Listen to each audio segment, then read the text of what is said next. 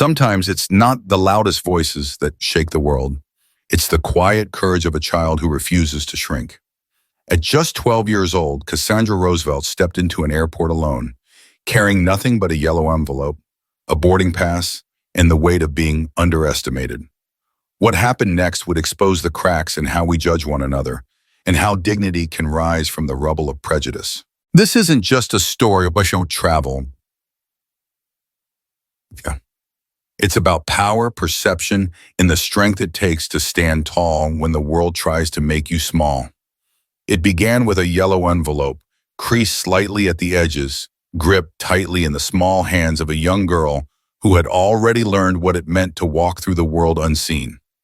Cassandra Roosevelt, just 12 years old, stood at the gate marked 32B beneath the bold print that read unaccompanied minors. But despite following every instruction, despite arriving early with the confidence her father had instilled in her, Cassandra was invisible, or worse, dismissed. She wasn't wearing designer shoes. Her backpack was plain. Her face, brown and serious, didn't seem to match the rows of suits and luxury handbags that lined the pre-boarding queue. And for one flight attendant named Paige, that was enough to cast doubt on everything she carried, even her right to be there. Paige Whitmore didn't see a child. She saw a question mark. Cassandra's presence didn't fit, and instead of seeking answers, she sought authority. She took the envelope with no kindness, ripped the boarding pass without verification, and spoke not with concern, but with contempt. Her voice was sharp, laced with suspicion, as she demanded to know where Cassandra's parents were and whether this little girl had any right to fly. Cassandra, steady and respectful, answered with the grace only a child raised on dignity could offer. "My father printed it last night. He paid for the service. It should say Roosevelt." But that name meant nothing to Paige, or at least it didn't yet. In those moments, Cassandra wasn't just a child denied boarding. She became a mirror reflecting something many of us have seen far too often. The reflex to distrust, to diminish, to disregard someone based on how they look, not who they are. And for many older Americans, especially those who have lived through civil rights struggles, through decades of silent biases and loud injustices, this moment feels painfully familiar. The tone, the gesture, the public shame, they echo something deeper, something generational. It's a cruel irony. The systems meant to protect children can sometimes be the very ones that strip them of their voice. Paige didn't follow protocol. She followed a prejudice, one so casual it felt routine. And that's what hurts the most. It wasn't loud. It wasn't violent, but it was powerful. A quiet dismissal delivered with the kind of indifference that leaves lasting scars. And yet, through it all, Cassandra did not cry. She did not shout. Her voice may have trembled, but her spirit did not, because this was not the first time someone tried to make her feel small, and likely it would not be the last. But there is something remarkable about a child who has already been taught the truth. You are not defined by the way others see you. You are defined by what you carry inside. At 12 years old, Cassandra carried courage, composure, and a last name that, unbeknownst to Paige, owned the airline she worked for. But in that moment, none of that mattered. What mattered was that a child stood alone, doing everything right, and was still treated like she didn't belong. And for anyone watching, anyone who has lived long enough to know the weight of such moments, it's clear. This wasn't just about a flight. This was about the deep and dangerous cost of assumption, the kind that robs people of opportunities, of respect, and sometimes even of their seat on the plane. Before a single word was spoken, the judgment had already landed. It wasn't shouted. It didn't need to be. It floated silently in the air, wrapped in glances, tightened in the posture of pursed lips and furrowed brows. Cassandra Roosevelt, standing alone in her clean sneakers and simple clothes, felt it before she saw it. That subtle scan from head to toe, the swift dismissal of a girl who didn't look like she belonged in first class. She wasn't wearing polished leather shoes or carrying an embroidered duffel. Her name, her ticket, her dignity, none of it was visible to the people who had already decided who she must be. For many watching this unfold, it might seem like a small thing, a misunderstanding, an oversight. But for those who have ever walked into a room and felt out of place before even being given a chance to speak, this moment strikes a deeper chord. It's a moment that carries the weight of history, the ache of being misread, misjudged, and mistaken. Not because of anything you did, but because of everything you represent in someone else's eyes. And Cassandra knew it.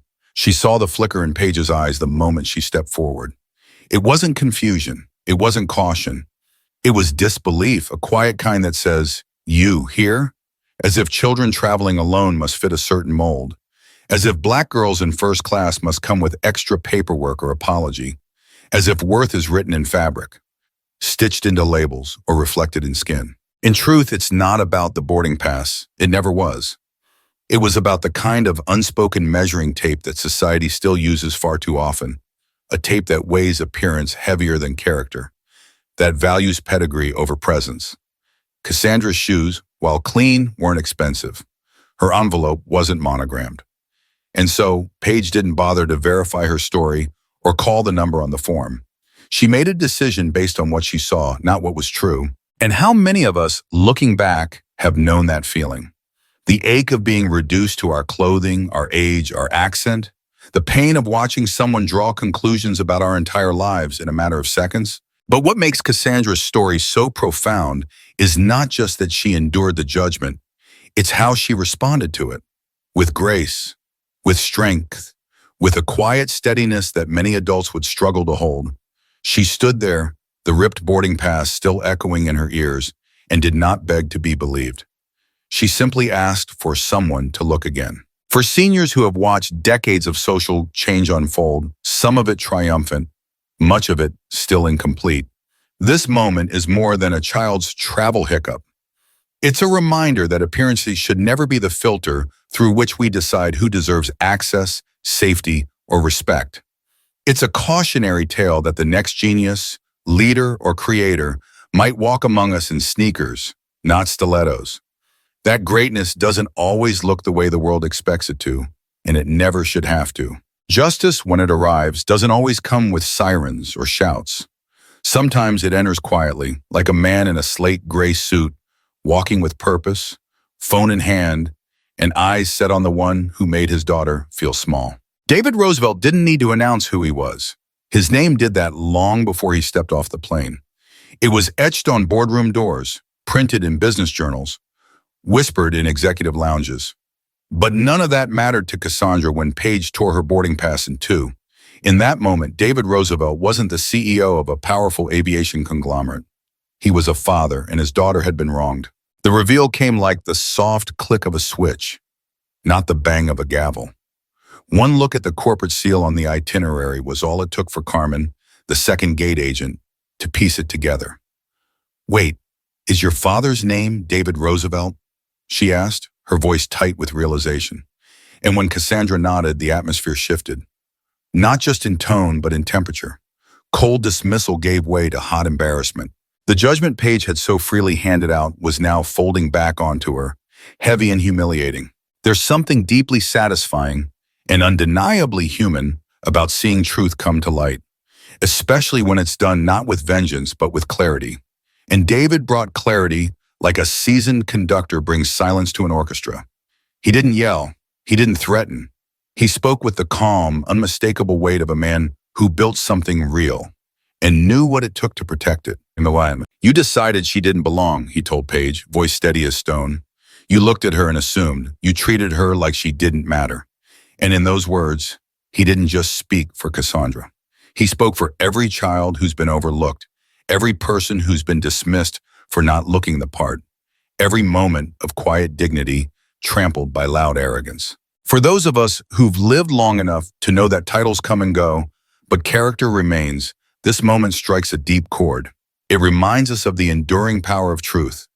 Not just truth about identity, but truth about how we see one another.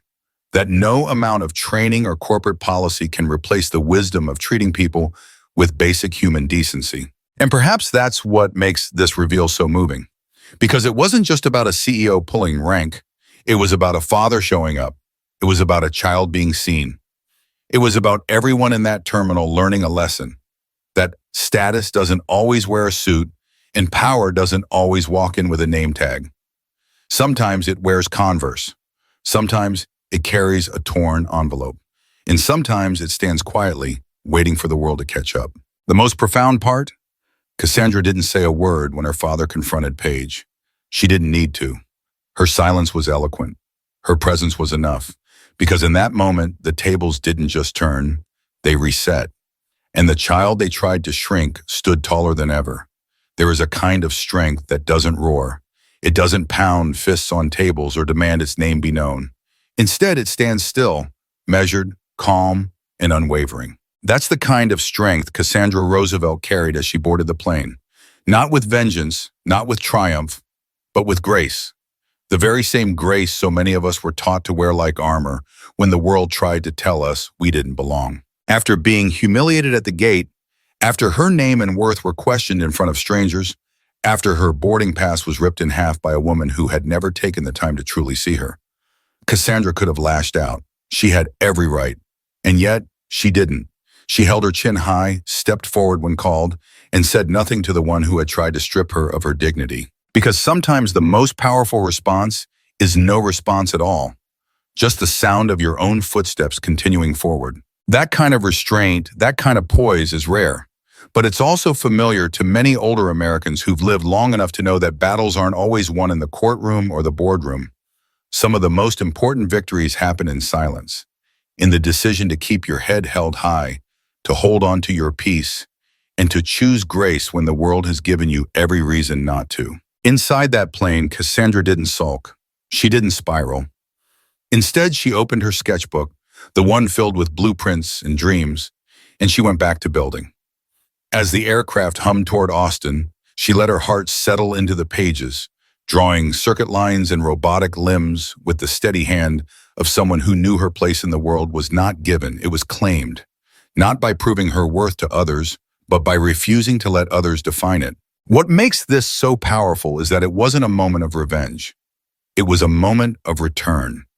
Return to self, return to purpose. While Paige stood shaken, wrestling with guilt and the consequences of her prejudice, Cassandra did not need to gloat or confront.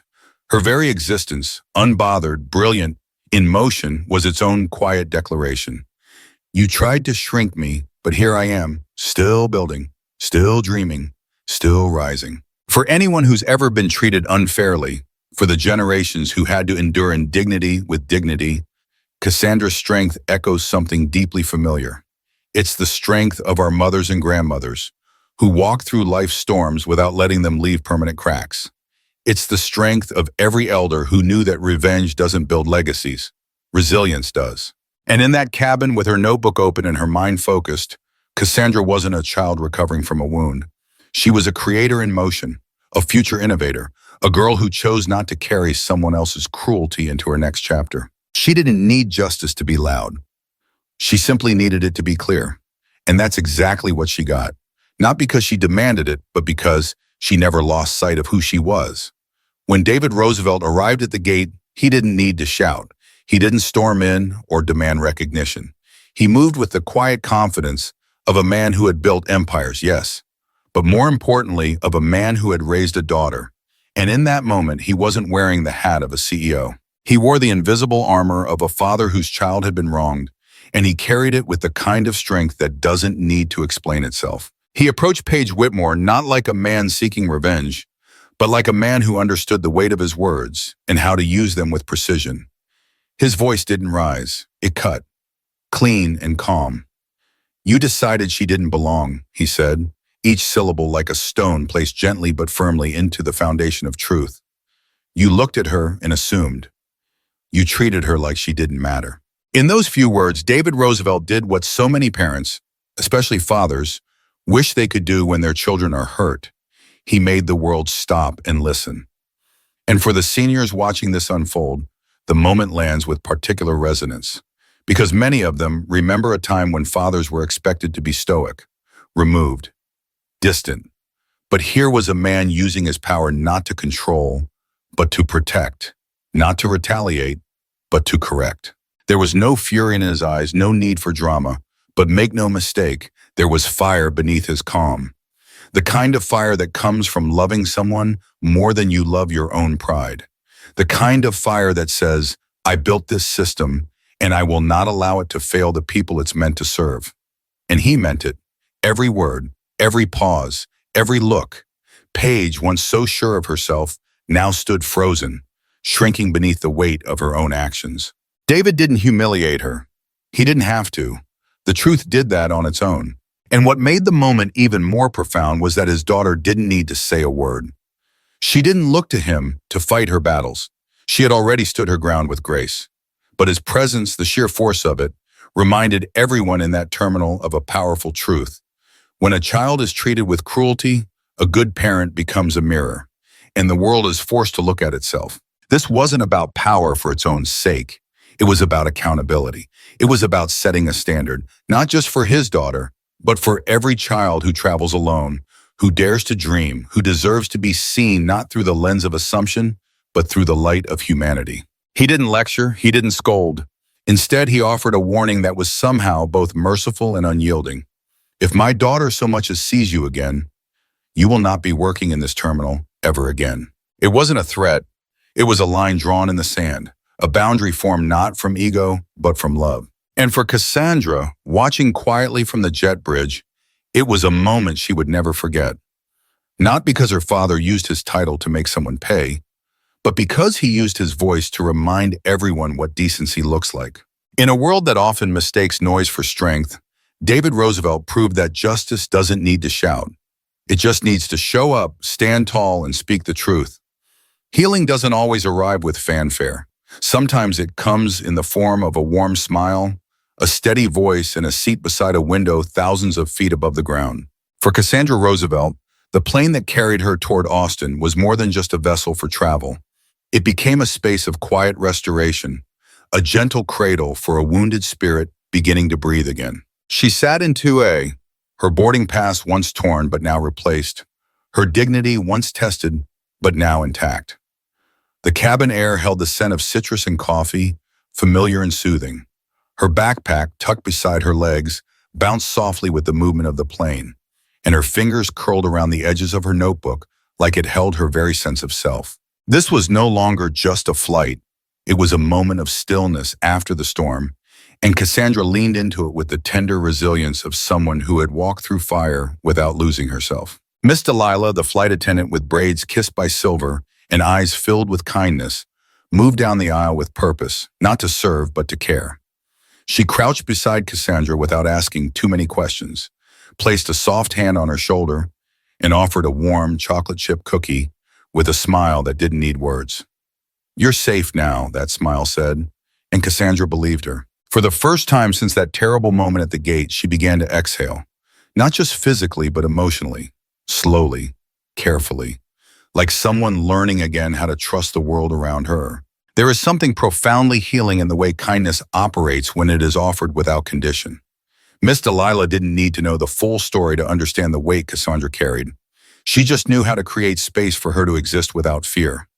And for many older Americans, especially those who have lived through seasons where kindness was rare and understanding was even rarer, this kind of care strikes a familiar, almost sacred chord. It is the kind of care our grandmothers gave with warm meals and firm hands. The kind that says, "You matter and you're not alone." As the plane glided through a pocket of turbulence, Cassandra didn't flinch. She tightened her seatbelt, steady as ever. When the captain made the announcement, warning of a few bumps ahead, she thought of her father's words. "You're not defined by what people think. They're just trying to shrink what they can't understand." And in that moment, she knew she hadn't just survived something painful. She had grown. She opened her notebook again, flipping to the sketch of the robotic arm she'd been working on for weeks. Her pencil moved across the page like it had its own pulse. She wasn't trying to impress anyone. She was just being herself, a builder, a thinker, a dreamer. Somewhere in the quiet hum of the cabin, she found her rhythm again. And then came the moment she hadn't expected. A boy her age sat beside her, hoodie up, earbuds in, offering a quiet nod before returning to his screen. He didn't look at her strangely. He didn't ask questions. And in that beautiful silence, Cassandra felt a shift. She wasn't being watched. She was simply there, present, accepted. And when he finally glanced at her sketches and whispered, "Cool, I build drones," it wasn't just conversation, it was connection. In the air, far from the judgment on the ground, Cassandra found something sacred, a sense of belonging that didn't need to be earned. A reminder that after injustice, healing is possible. And it doesn't always take a grand gesture. Sometimes it's just a kind smile, a new friend, and the quiet permission to feel whole again. When the captain's voice crackled through the cabin speakers, there was a brief hush. One of those suspended moments in time where the world pauses just long enough for something meaningful to land. We'd like to give a special welcome to one of our youngest first-class passengers, Miss Cassandra Roosevelt, who is traveling to the National Robotics and Drones Academy in Austin. The words were simple, gentle, but to Cassandra they hit like a sunrise breaking through storm clouds. The applause came softly at first, then gathered warmth as passengers around her began to clap. Not out of obligation, not because of the Roosevelt name, but for her. For the girl who had stood tall when someone tried to make her small. It wasn't a standing ovation. It didn't need to be. It was real, and that made all the difference. In that moment, Cassandra didn't just feel seen, she felt honored. For older Americans, especially those who've lived through years of having to prove their worth just to be respected, this moment resonates like a hymn. Because we know what it means to sit silently in a room where you don't feel welcome, to be overlooked despite everything you carry inside. And we know the quiet power of being recognized, not for your connections, not for your last name, but for your character, your courage, and your contribution. Miss Delilah crouched beside hers again, that twinkle still shining in her warm, almond-shaped eyes. "Feels different now, doesn't it?" she asked softly, as if she were passing down a secret. Cassandra nodded. "Yeah, it does." There was a tenderness in her voice that hadn't been there before, a softness earned through struggle and restored by kindness. "You earned that moment," Miss Delilah said. "Remember it. Next time someone tries to take something from you that already belongs to you." It was more than advice. It was a blessing, the kind passed from one generation of resilient women to another, the kind that sticks with you long after the wheels touch the ground. Cassandra leaned back in her seat, notebook resting in her lap, her pencil paused mid-sketch. She looked out the window as the city below came into view. Austin in the early light, green patches surrounding tall buildings, roads curling like ribbons. It looked different now, not like a destination, like something earned. She wasn't just arriving, she was claiming her place. For a girl who had been told, through tone and action, that she didn't belong, this flight had rewritten the narrative. She belonged in that seat, in that camp, in that moment of applause. And more than anything, she belonged to herself. Not a version edited to make others comfortable, not a version softened to avoid attention, but her full self, smart, quiet, observant, bold. That's the message that so many of us need to hear, even long after childhood has passed. You don't have to shrink to fit the room. You don't have to apologize for taking up space. You were born with worth, and nothing, no one can take that from you. And so as the plane began its final descent, Cassandra didn't feel heavy with the weight of what happened at the gate. She felt light, not because the world had changed, but because she had. She had walked through bias, through humiliation, and through silence, and she had come out whole. And maybe that's what belonging really is. Not waiting to be invited, but realizing you were always meant to be here. This was never a story about a poor little girl who was wronged. It was never about pity or punishment, or about someone swooping in to make things right with a wave of power. No, Cassandra Roosevelt's journey was not one of victimhood. It was a story of quiet, undeniable empowerment, the kind that builds from within and radiates outward, even when the world tries to snuff it out. She didn't need to yell. She didn't need to prove anything. She didn't even need an apology from the woman who had humiliated her, because Cassandra understood something far more powerful. That dignity isn't given, it's kept. And she kept hers with every breath, every step, every sketch in that little notebook filled with ideas bigger than the people who tried to minimize her. By the time the plane touched down in Austin, she wasn't the girl with the ripped boarding pass anymore. She was a builder, a thinker, a keynote project, a force, and she had never once compromised who she was to get there. This is the kind of story that speaks deeply to those who've lived long enough to know what it feels like to be overlooked, to be underestimated, or to be defined by something as shallow as appearance. Many American seniors, especially women and people of color, have carried those same invisible weights. They've walked into rooms full of doubt and walked out having changed the atmosphere through the simple, unwavering act of showing up as they are. That's what Cassandra did. She didn't respond with bitterness. She responded with brilliance. She didn't need revenge. She needed her voice, and though it quivered at times, it never disappeared. It was in the way she claimed her seat without apology, in the way she connected with a fellow young builder mid-flight, in the way she let the applause wash over her without letting it redefine her. Because Cassandra did not need the world to see her as exceptional. She already knew she was. Even at 12 years old, she grasped a truth many don't learn until much later in life. That sometimes the most powerful thing you can do when someone tries to silence you is to keep building anyway. Build your project, build your confidence, build your future, build your name into something so solid that no one else's opinion can shake it. And that's what makes this story so much more than a cautionary tale about bias or poor customer service. It's a celebration of what happens when a young person refuses to be reduced. When she lets her pain shape her, but not shrink her. When she lets her truth ring louder than her fear. It's a story about what can happen when we teach our daughters and our sons that they don't need to wait for permission to take up space. Cassandra didn't rise in spite of what happened to her. She rose because she never stopped being herself in the face of it.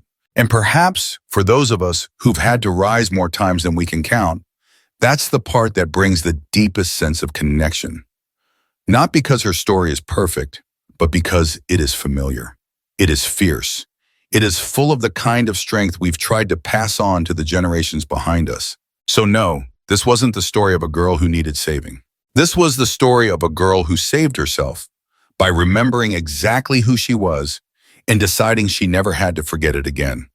In the end, Cassandra didn't just board a plane, she rose above it all. She walked through judgment, past assumption, and into her future with grace far beyond her years. Not because the world made space for her, but because she claimed it with quiet courage and unshakable worth. And perhaps that's what we all long to witness, especially those of us who have seen decades of struggle and strength. That moment when a child becomes her own advocate, her own light, her own legacy. Cassandra didn't need anyone to validate her presence. She simply needed to be, unapologetically, undeniably, beautifully herself. And in doing so, she reminded us all of something timeless. That the power to stand tall and has never been about who recognizes you.